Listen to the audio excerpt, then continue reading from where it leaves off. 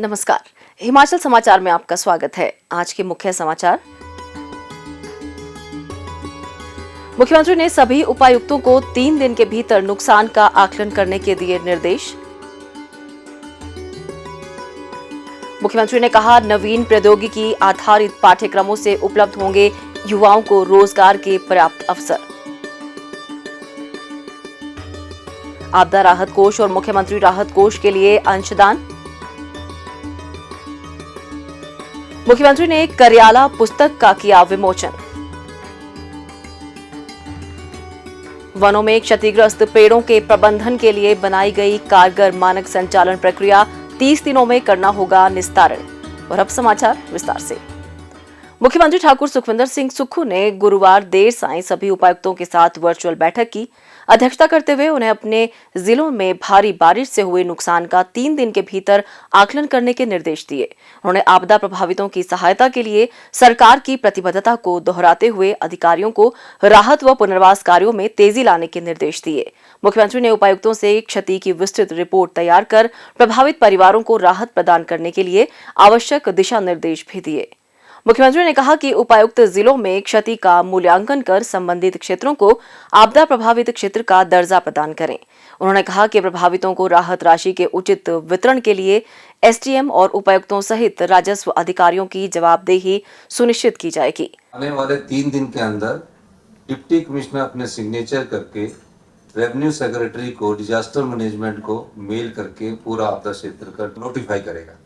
अभी जो स्ट्रिक्टली हमने ब्यास बेसिन में जो माइनिंग है वो कंप्लीट बैन की और ये बैन पूरे हिमाचल प्रदेश में 15 सितंबर तक होता है। जहां मटेरियल की कमी आएगी आप डायरेक्ट डिस्कस कर सकते हैं या खेड़ा साहब या ओमकार जी से बात कर सकते हैं कहाँ मटेरियल की कमी आएगी। और जो फॉरेस्ट का हमने कंप्लीट बैन किया है, फॉरेस्ट का कंप्लीट बैन क्या किया है कि जो फॉरेस्ट की लकड़ी है अब वो प्रदेश से बाहर नहीं जाएगी। और इसमें एक्ट भी बनाना है कि जो अब इस नोटिफिकेशन के बाद आपदा के समय कोई भी गाड़ी लेके जाता, हमारे एक्ट में प्रोविजन है कि उसकी गाड़ी कन्फिस्केट कर लेते हैं। किसान की फसल निकले उसके लिए मशीन लगानी है, कुछ करना है, स्टैंडिंग इंस्ट्रक्शंस है। और जहां क्लाउड बर्स्ट आ रहा है वहां हमने हेलीकॉप्टर की सेवा भी स्टैंडिंग इंस्ट्रक्शन दे रखी है और इसीलिए आपको ये सुविधा इतनी जल्दी मिल रही है। तो मशीन लगाना हमने तो सब कुछ कर रखा कि जिस तरह भी रास्ता निकालना करना है और चाहे डिजास्टर एक्ट निकाल के करना है वो करना है। तो ये खासकर मंडी और कुल्लू के डिप्टी कमिश्नर को ये देखना है। भारी बारिश के कारण हुई तबाही के दृष्टिगत राज्य सरकार ने विशेष राहत पैकेज की घोषणा की है। इसमें प्रभावितों की सहायता के लिए 10 गुना तक बढ़ा मुआवजा प्रदान किया जा रहा है। पूर्व में पक्के मकान को आंशिक क्षति पर 12,500 रुपए और कच्चे घर को आंशिक क्षति होने पर 10,000 रुपए की राहत राशि दी जाती थी। लेकिन प्राकृतिक त्रासदी के कारण हुए नुकसान को देखते हुए सरकार ने इसे बढ़ाकर 1 लाख रुपए कर दिया है। पहले दुकानों और ढाबों को हुए नुकसान के मुआवजे के रूप में सामान के बदले केवल 10,000 रुपए की आंशिक आर्थिक सहायता मिलती थी, जिसे अब राज्य सरकार ने 10 गुना बढ़ाकर 1 लाख रुपए कर दिया है। इसके अलावा नए प्रावधानों के अनुसार दुधारू और भारवाहक मवेशियों की मृत्यु पर प्रति पशु 55,000 रुपए की वित्तीय सहायता दी जाएगी और भेड़, बकरी और सुअर की मृत्यु की स्थिति में वित्तीय सहायता को 4,000 रुपए से बढ़ाकर 6,000 रुपए कर दिया गया है। प्रदेश में धंसते क्षेत्रों के संबंध में चिंता व्यक्त करते हुए उन्होंने कहा कि इस तरह की प्राकृतिक आपदा के कारण उत्पन्न स्थितियों का गहन अध्ययन करने की आवश्यकता है। उन्होंने कहा कि जिन प्रभावितों की संपत्ति पूर्ण रूप से नष्ट हो गई है उन्हें पर्याप्त सहायता सुनिश्चित की जा रही है। मुख्यमंत्री ने आपदा के दौरान उपायुक्तों द्वारा किए गए त्वरित प्रयासों की सराहना करते हुए कहा कि सभी अधिकारियों और कर्मचारियों की प्रतिबद्धता के फलस्वरूप 48 घंटों के भीतर विद्युत एवं पेयजल आपूर्ति बहाल की गई। अब विभाग सड़कों की मरम्मत पर विशेष ध्यान दे ताकि किसान अपनी उपज समयबद्ध बाजार तक पहुंचा सके। उन्होंने कहा कि सड़कों को बहाल करने के लिए मशीनें किराए पर लेने में धन की कमी आड़े नहीं आने दी जाएगी। मुख्यमंत्री के मार्गदर्शन एवं दिशा निर्देशों के फलस्वरूप सभी जिलों में युद्ध स्तर पर कार्य जारी है। अवरुद्ध सड़कों को बहाल किया जा रहा है, प्रभावितों तक राहत पहुंचाई जा रही है। सरकार के सभी प्रयास प्रभावितों के जीवन में राहत और सुकून का पैगाम लेकर आ रहे हैं। राजकीय तकनीकी संस्थानों में आधुनिक पाठ्यक्रमों के प्रति विद्यार्थियों की बढ़ती रुचि से व्यवस्था परिवर्तन की भावना से कार्य कर रही प्रदेश सरकार के प्रयास रंग लाने लगे हैं। बिलासपुर जिला में स्थित राजकीय हाइड्रो इंजीनियरिंग कॉलेज बंदला में इस वर्ष बीटेक कार्यक्रम में कंप्यूटर साइंस एवं इंजीनियरिंग का नया पाठ्यक्रम शुरू किया गया है।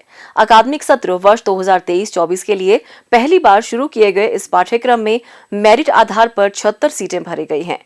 मुख्यमंत्री ठाकुर सुखविंदर सिंह सुक्खू ने कहा कि वर्तमान परिप्रेक्ष्य में उभरती हुई प्रौद्योगिकी युवाओं को रोजगार के पर्याप्त अवसर उपलब्ध करवाती है और इसी को ध्यान में रखते हुए प्रदेश सरकार राज्य के तकनीकी संस्थानों में नई पीढ़ी के पाठ्यक्रम शुरू करने को सर्वोच्च प्राथमिकता प्रदान कर रही है।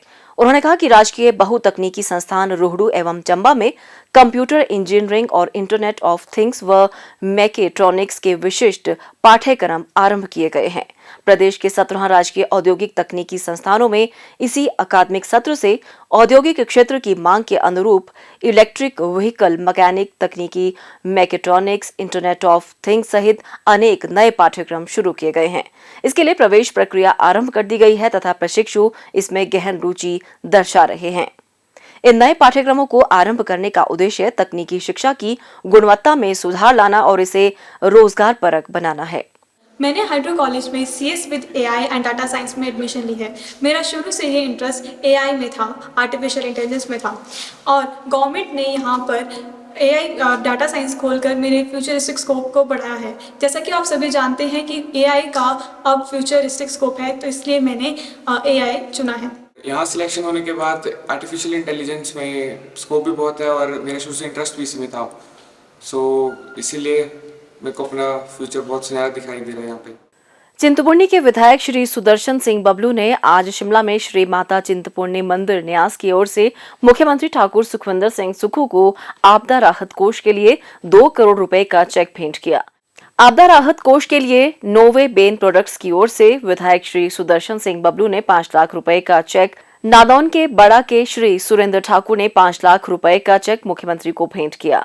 डॉक्टर रेड्डी लैबोरेटरीज लिमिटेड ने मुख्यमंत्री को आपदा राहत कोष के लिए 20 लाख रुपए का चेक भेंट किया। होटल विक्ट्री के मालिक श्री बलवीर ककरेजा ने 1 लाख रुपए, BBF इंडिया लिमिटेड के निदेशक श्री अनंत बी पेडेनकर और HR अध्यक्ष राकेश शर्मा ने 5 लाख रुपए का चेक मुख्यमंत्री को आपदा राहत कोष के लिए भेंट किया। मुख्यमंत्री राहत कोष के लिए रोटरी क्लब शिमला ने 1,51,000 रुपए, ऑकलैंड हाउस स्कूल की प्रधानाचार्य ने स्कूल की तरफ से 8,02,000 रुपए का चेक और पेस कार्यक्रम के अधिकृत प्रशिक्षण केंद्र हिमाचल प्रदेश ने 5,50,000 रुपए का चेक मुख्यमंत्री को भेंट किया। मुख्यमंत्री ने मंदिर न्यास और दानी सज्जनों का इस पुनीत कार्य के लिए आभार व्यक्त करते हुए कहा कि विभिन्न मंदिर न्यास व प्रदेश के लोग आपदा राहत कोष में उदारतापूर्ण अंशदान कर रहे हैं। यह राशि प्राकृतिक त्रासदी से प्रभावित परिवारों को राहत प्रदान करने में सहायक होगी।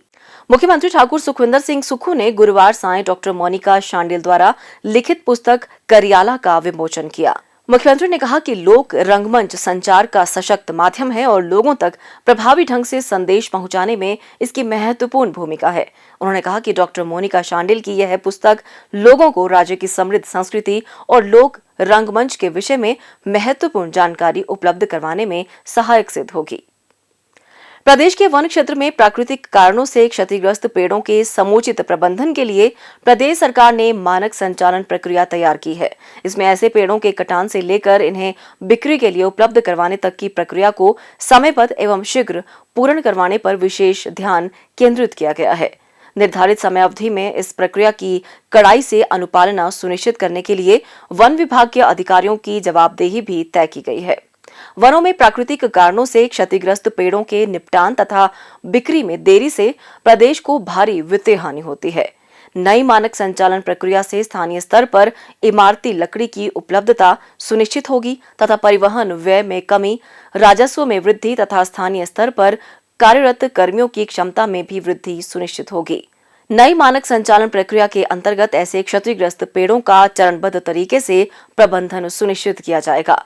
प्रारंभिक स्तर पर प्रदेश के 4 वृत्तों हमीरपुर, धर्मशाला, सोलन एवं शिमला के 5 वन मंडलों के अंतर्गत 7 वन परिक्षेत्रों में यह मानक संचालन प्रक्रिया 1 सितंबर 2023 से पायलट आधार पर शुरू की जाएगी। इससे अगले चरण में प्रथम जुलाई 2024 से इसे पूर्ण रूप से प्रदेश के 6 वन वृत्तों के 70 वन परिक्षेत्रों तक विस्तारित किया जाएगा। नई मानक संचालन प्रक्रिया के तहत किसी वन परिक्षेत्र में 25 से कम क्षतिग्रस्त पेड़ों के निपटान के लिए एक निश्चित समय सारिणी तैयार की गई है, जिसमें पेड़ों को चिन्हित करने से लेकर इनके अंतिम निपटान तक 30 दिनों की अवधि तय की गई है।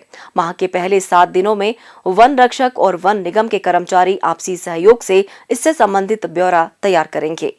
आगामी 3 दिनों में उप वन परिक्षेत्राधिकारी ऐसे पेड़ों का चिन्हांकन करेंगे और इससे संबंधित सूची वन परिक्षेत्र अधिकारी को अगले 3 दिनों में सौंपेंगे। वन परिक्षेत्र अधिकारी 7 दिनों के भीतर पेड़ों के कटान, इन्हें लट्ठों में बदलने और निर्दिष्ट डिपो तक उत्पाद के परिवहन से संबंधित सभी प्रक्रियाओं को पूर्ण करेंगे। यह सब प्रक्रिया पूर्व निर्धारित दरों के तहत संबंधित वन मंडलाधिकारी के समन्वय से तय समयावधि में पूर्ण की जाएगी। प्रभावी निपटान के लिए वन परिक्षेत्र अधिकारी वन मंडलाधिकारी को सूचित करेंगे और वह माह की 22 एवं 23 तारीख को वन निगम में अपने समवर्ती से संपर्क कर निष्कर्षण लागत और परिवहन व्यय निर्धारित के बारे में अवगत करवाएंगे। इसके साथ ही वन मंडलाधिकारी निष्कर्षण, परिवहन लागत और रॉयल्टी के आधार पर बिल तैयार कर इसे वन निगम के मंडलीय प्रबंधक को भेजेंगे। बिल की अदायगी पर माह की 24 से 26 तारीख के मध्य उत्पादित माल वन निगम को भेज दिया जाएगा। यदि वन निगम इसे लेने से मना करता है तो वन परिक्षेत्र अधिकारी माह की 27 एवं 28 तारीख को विभागीय स्तर पर नीलामी की प्रक्रिया आरंभ करेगा और इसके लिए हिमाचल प्रदेश वन विभाग के प्रबंधन विंग द्वारा आरक्षित मूल्य निर्धारित किया जाएगा।